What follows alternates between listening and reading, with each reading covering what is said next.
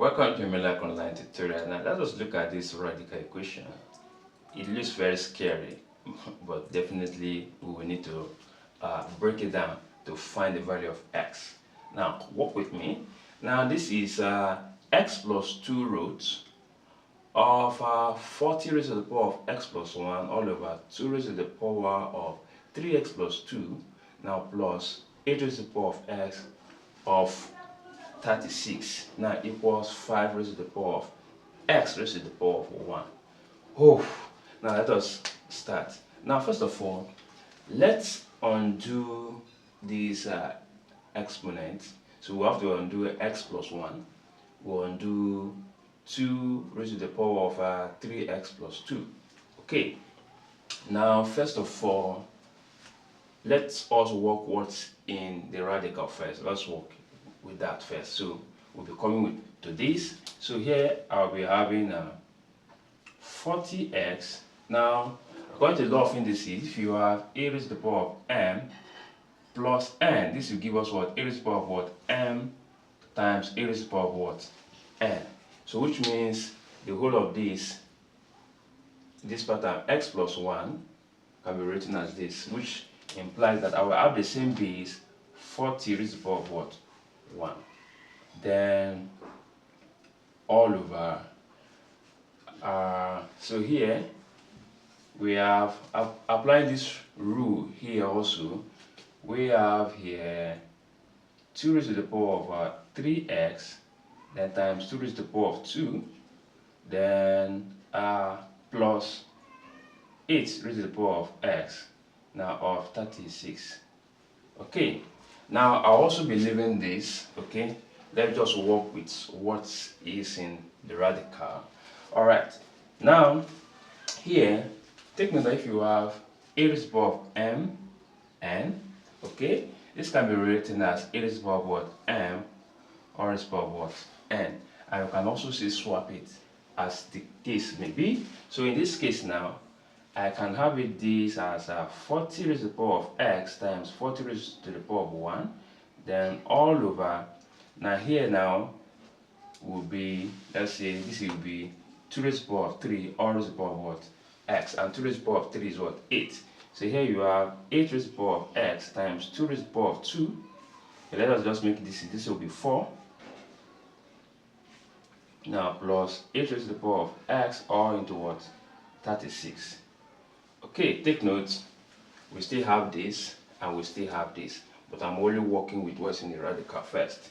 So let us factor out 8 raised to the power of x here. So here you have 40 raised to the power of x, then times 40 raised to the power of 1, then all over 8 raised to the power of x, then into, so we'll be left with what? 4 and 36 when we factor out 8 raised to the power of x.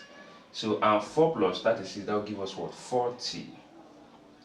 Okay, so at this point now, we can eliminate this, leaving behind 40 raised to the power of x all over 8 raised to the power of x. And let us recall that if you have a raised to the power of, let us say, x all over b raised to the power of x, this can be the same thing as saying a all over b all raised to the power of what? X. So you can see here that we have the different bases but the same exponent here. So this can be written as 40 all over 8 all raised to the power of what? X.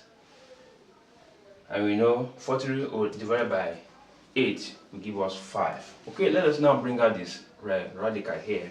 So here we have x plus 2, now the square root of what? Take note, here will give us what? 5 raised to the power of what? X. We're giving us what? 5 raised to the power of what? X. Then equals to what? 5 raised to the power of x all raised to the power of minus what? 1.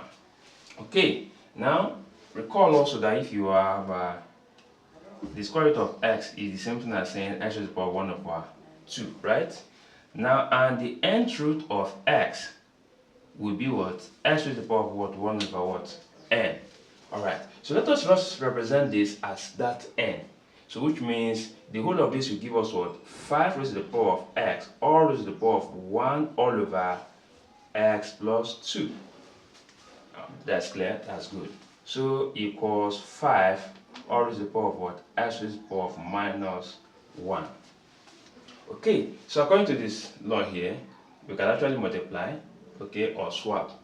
So in this case now, we can multiply, which implies that x times 1 all over x plus 2 will give us what? X all over what? X plus 2. So the whole of this will now give us, the left hand side of the equation give us x all over x plus 2, giving us what? 5 raised to the power of x raised to the power of minus 1. Now since we have the same base, we can actually equate the exponent. So here we have that x all over x plus 2 then equals x all raised to the power of minus 1. And we know x all raised to the power of minus 1 is the same thing as saying 1 over what? X. Okay, so let me just clean this and write as 1 all over x. So at this point, I have to just cross multiply and make the equation linear. So this x times x will give us what? X squared. Now the whole of this time times 1 will give us what? X plus what? 2. Now let us bring x plus 2 over to the left hand side and equate it to 0. We have x squared negative x, minus x minus 2 equals what? 0. And you know, when we factorize this, what number will you multiply to give us negative 2? And we add it to give us negative 1. I'm sure, let me just put this here. So let us have x here.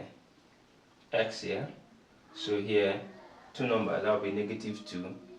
And since we have negative here, so that will be negative 2 and plus 1 equals what? 0. Okay? So since these two terms equals 0, it means either of it is 0 or both. So here we have x minus 2 equals 0 and x plus 1 equals 0. So for the first equation here, x will give us what? 2, and the second equation, x will give us what? Negative 1. Okay, but when you plug in negative 1 into the above equation, the left hand side will not be equals to the right hand side. However, I've done it so the value of x that satisfies the equation is 2. So this is wrong and this is what? Right. Thank you and God bless you. Bye bye.